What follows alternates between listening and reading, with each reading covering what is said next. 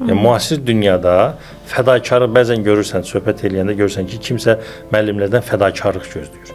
Fədakarlıqla cəmiyyətin təhsili bunu bir nəfər edə bilər, iki nəfər. Bu gözləntini qoymaq doğru deyil. Biz gözlənti qoyaq ki, müəllim fədakar olmalı. Niyə ki?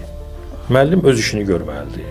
Biz sistemin, o məktəbin çarxı elə dönməlidir ki, müəllim öz işini normal görməlidir və bunun məsuliyyətini başa düşməlidir və işini doğru dürüst, həmçinin direktor da doğru. Yəni, hər kəs öz işini normal görsə, biz müəllimdən niyə fədakarlıq gözləyək ki? Yəni, müəllim niyə direktorun təhnəsini sinəyə çəkməlidir? Niyə valideynin o üstünə gələn o sinəyə çəkməlidir və onu udmalıdır və uşağın üzünə gülməlidir?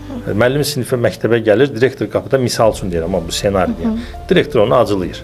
Valideyn ona oradan təhdid edir, o filan şey edir və müəllim içəri girib gülər üzündən dərs keçməlidir. Bu mümkündürmü? Mümkündür, amma bunun üçün o qədər yüksək emosional intellekt tələb olunur ki.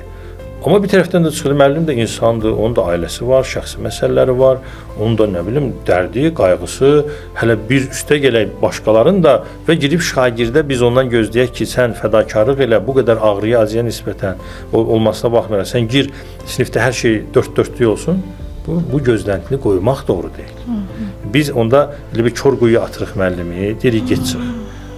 Bu məsələn sual çıxır da, müəllim davamlı olaraq psixoloji və emosional ehtiyacını necə qarşılayır? Bu sual çıxır. Necə qarşılayır? Qarşılamır. Qarşılaya bilmir. Qarşılaya bilmir. Müəllim davamlı olaraq verir, emosiyaları verir və s. Amma müəllim hardan qaynaqlanmalıdır? O enerjini, emosional olaraq, psixoloji olaraq rahatlığı hardan almalıdır? Məktəbdə müəllimlər otağındakı o vəziyyət və yaxud da o ekosistem, bir-birinə dəstəkləyici mühitdə ciddi sıxıntımız var. Bu bir. Bəli. Valideynlər müəllimin üstünə hücum çəkir, hər nə olursa olsun, xırda bir şeyə görə də müəllimin üstünə hücum çəkir, bu təsir edir. Məktəb rəhbərliyinin bir qayğıları, o da ötürür müəllimə, bu da bir.